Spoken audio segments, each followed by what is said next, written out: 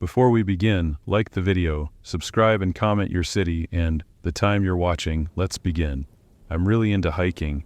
A few years back, I was traveling across the country on a solo trip, trying to clear my head after a messy breakup.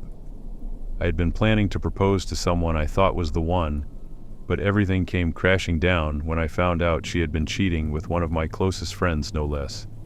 Total betrayal. I was 31 at the time. Utah was one of the states I had been most excited to explore. For anyone who loves hiking, it's a gold mine, packed with forests and trails that are the stuff of dreams. I picked out a spot in Wasatch Keys National Forest.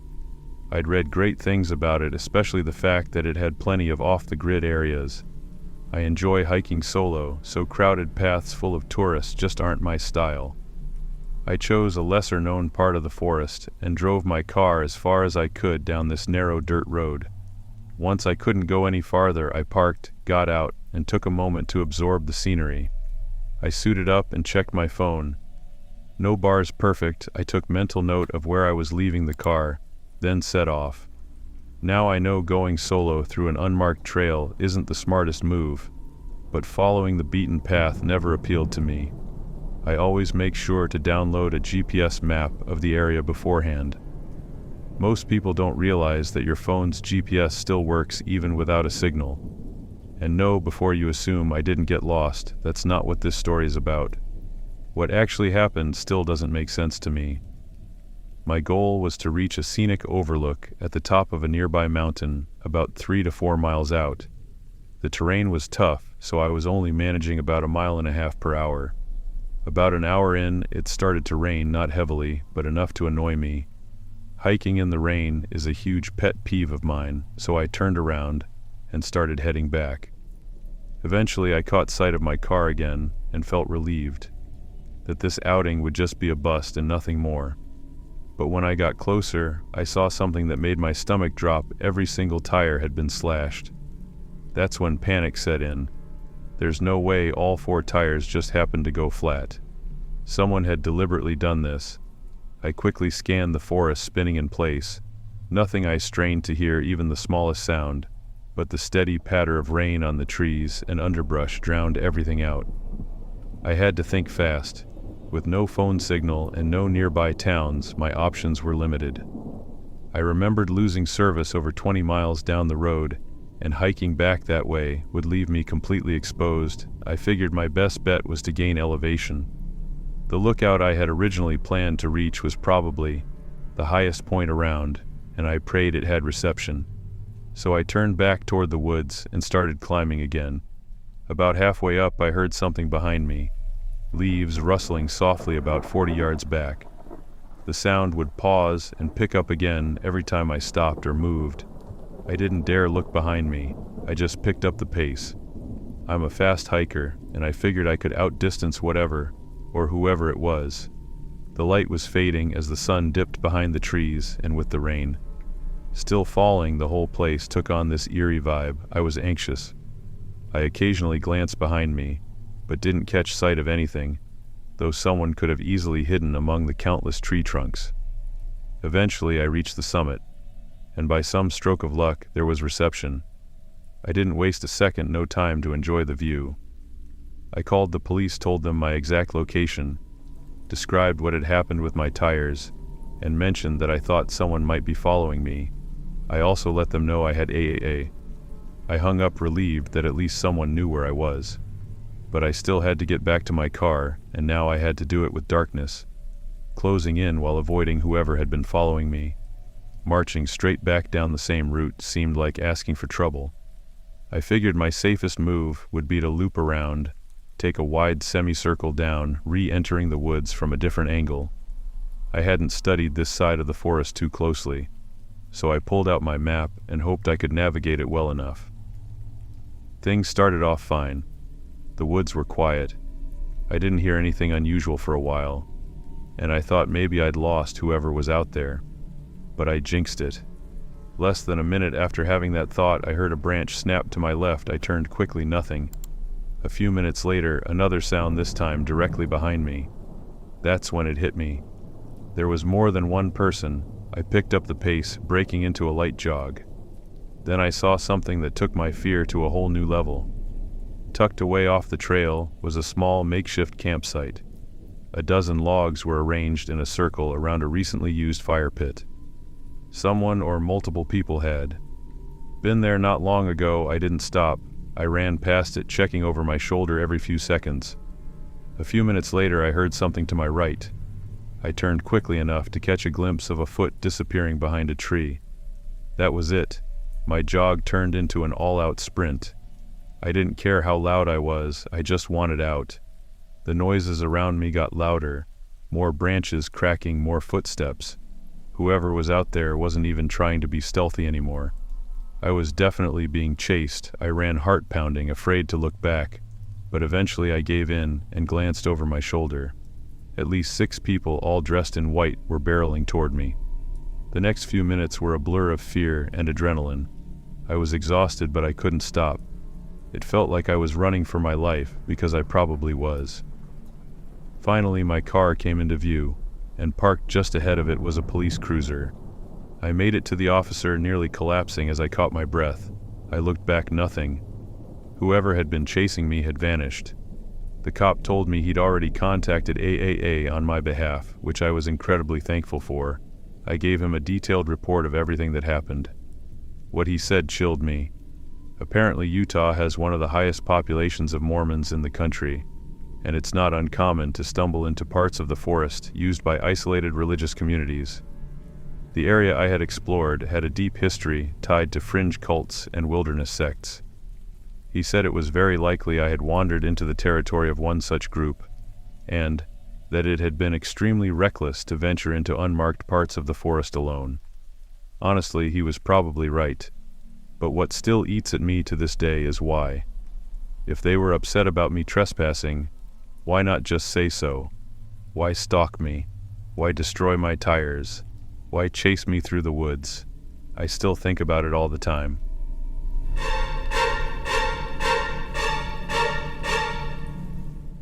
I wouldn't call myself a professional hiker, but I've been passionate about hiking for decades.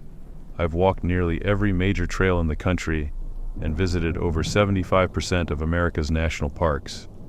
With so much already explored, I've had to find new ways to keep the adventure alive. Lately, I've gotten into a slightly unconventional habit, using Google Maps to locate unnamed forest areas and setting out to explore them. Sure, it's risky, but that's part of the thrill, or at least it was. To keep myself from getting lost, I created my own system. Using homemade trail markers, little stickers I place on trees as I go. I remove them on the way back to avoid leaving any trace behind. I'm honestly surprised more people haven't caught on to this. It pretty much guarantees you can always retrace your steps. This time, though, I had a bigger challenge ahead. I had decided to explore the forest around Dudleytown in Connecticut. If that name sounds familiar, it's probably because it's known for being completely abandoned since the 1800s and surrounded by eerie legends and bizarre events. Look it up if you're curious. Personally, I don't buy into paranormal stuff. I'm not the superstitious type. Technically, the area is restricted to the public, but that's never really stopped me before. I figured it would actually work in my favor, less chance of running into anyone else, which is usually what I prefer. Being from New England, the drive wasn't even that long. I stepped into the forest around noon, making sure I had plenty of daylight to complete my hike. Right away, something felt off. I'd heard that Dudleytown was unusually quiet, but I wasn't expecting complete silence. You don't realize how much ambient sound you take for granted in a forest until it vanishes. It felt like standing alone in a soundproof room, only my own breathing broke the stillness. That sort of silence wasn't entirely new to me. I'd been in forests where wildlife was strangely absent. I tried to brush it off and continued hiking, placing my markers and doing my best to shake off the unsettling vibe. I kept expecting to stumble across some form of life, an animal, a bird, even a bug, but nothing. Eventually, I found myself hoping to encounter another human, which says a lot about how on edge I was. For a brief stretch, I actually began to relax. The oppressive silence faded into the background, and I finally found a rhythm in my hike. But that calm was shattered suddenly by a sound I can only describe as a low, drawn-out moan.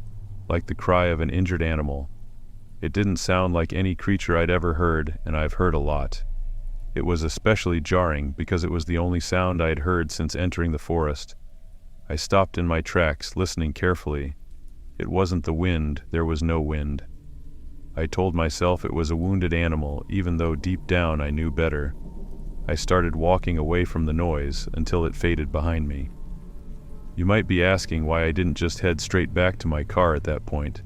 Honestly, I still don't have an answer, I guess. I convinced myself that unless something else happened, I'd keep going.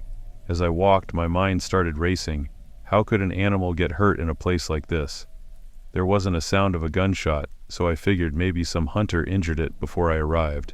But who would leave a wounded animal like that? That didn't sit right. While these thoughts ran through my head, I came across something carved into the bark of a tree. No joke, actual markings. They weren't letters, not even close. Just weird slashes and patches of missing bark. I looked around and noticed that nearby trees were also covered in these strange symbols. That was enough for me. Without hesitation, I turned around and started heading back, pulling off my markers as I went. Normally, I'm pretty curious by nature, but even I was thinking, yeah, I'm done here. After a bit of retracing my steps, I noticed something strange up ahead. What looked like a cave, or possibly a bear den. I stopped puzzled. I knew for a fact that I hadn't passed that on my way in. I never missed details like that. Then something dawned on me. The trail markers were now at waist level. They should have been shoulder height. That chill you get when something's very wrong. Yeah, that hit me hard. I spun around and ran, heart-racing eyes darting behind me. Somehow someone had moved my stickers, trying to lead me toward that cave. But how had they been following me? I hadn't seen or heard anyone. I didn't have time to sort through it. I just ran crashing through the brush without caring how much noise I was making. Everything was silent except for my own footsteps. Panting. I stopped long enough to check my phone and somehow got a single bar of signal. I opened my map and located my parked car. I was close, but before I could celebrate, the signal cut out. Didn't matter, I knew which way to go now. And then the wailing started again, only this time it was twice as loud, and felt so close I could almost feel it on my neck. I took off in a full sprint, faster than I've ever run in my life. I couldn't stop, couldn't slow down. Every time I looked back, I saw nothing but the sound stayed right behind me. The last 10 minutes were a blur of terror and exhaustion. I finally broke through the tree line and reached my car. As if on cue, the wailing stopped. I jumped in and sped away before I even had a chance to process what had just happened. That day completely changed how I feel about hiking. Here's my best guess at what was going on. Some recluse or forest dweller spotted me, tracked me, and started messing with my trail markers to guide me toward that cave. I assume they used some kind of whistle to make that unsettling wail, which would explain how the noise could cut off so quickly once I got away. Of course, there are gaps in that theory. Like, how could someone run that far while blowing a whistle non-stop? If anyone out there has a better explanation, I'd love to hear it. Maybe there's a reason that patch of forest is still closed to the public.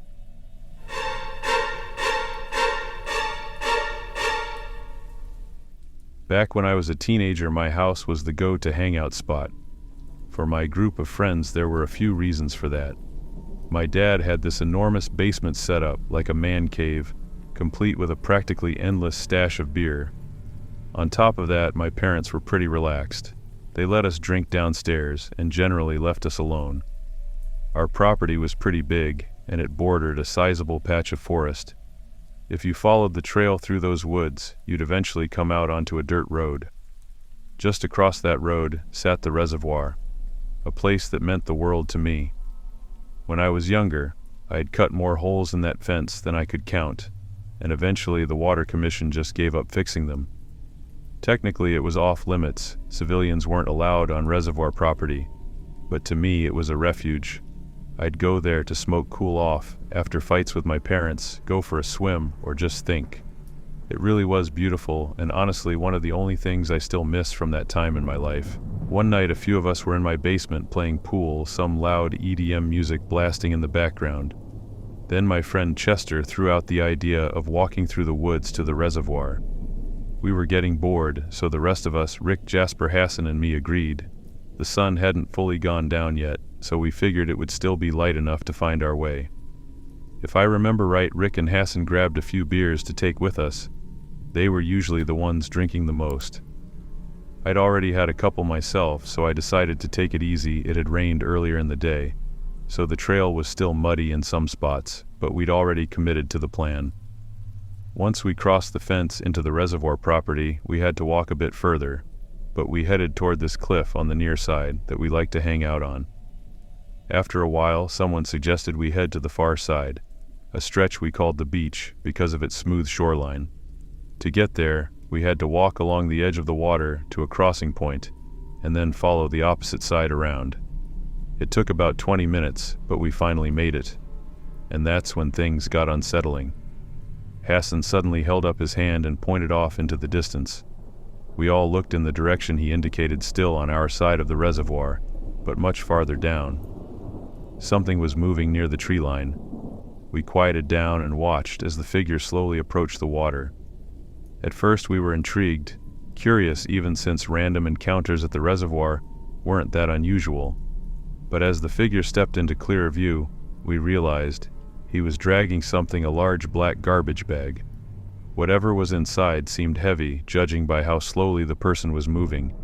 None of us said anything out loud, but I think we all came to the same conclusion. There had been bodies pulled out of that reservoir before. We stood, frozen eyes locked on the person crouched over the bag at the water's edge. It was hard to see exactly what he was doing from that distance, but it gave us enough time to think we should leave while he was distracted. Before we could move, Chester suddenly noticed more movement. 3 more figures emerged from the forest. 2 were also dragging bags, and the third was carrying a kayak over his head. That's when it got real. The first man got into the kayak, while the others helped load one of the bags onto his lap. We watched horrified as he paddled out to the middle of the reservoir and dumped the bag into the water. Then he returned to shore and repeated the process 2 more times. And then, of course, my phone rang. The obnoxious ringtone shattered the silence, and in my panic, I fumbled to mute it, but the damage was done. All 4 of them turned in unison to look straight at us. We bolted. Rick shouted that they were chasing us, and I could hear the panic in his voice. Running through a forest is hard enough, doing it with adrenaline and fear pumping through your body is another level. We raced down the bank, back to the near side, and pushed through the woods, heading for the same hole in the fence we'd used to get in. That's when I realized I couldn't remember where the hole was. My friends caught up and started to panic too, as I ran alongside the fence, scanning it desperately. It felt like we'd be trapped there forever. But then Rick spotted it and yelled out. We sprinted to it. I was helping Chester through when I heard a branch snap behind us. They were close. The chase didn't end there. We kept running all the way back to my backyard. Once we made it, Hassan called the police. We explained everything, and they said they'd send an officer over. I figured I'd get in trouble for trespassing, but at that point I didn't care. My friends were just relieved we got out of there. I, on the other hand, was still on edge. It wasn't far from the reservoir to my backyard. They could have easily followed the trail.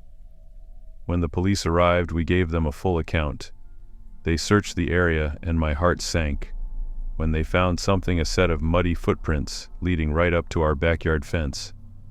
I told them the prints weren't ours. I never jumped my own fence. They seemed to believe me. They didn't find anyone else nearby, but they told us they'd keep us informed. To my surprise, they actually did.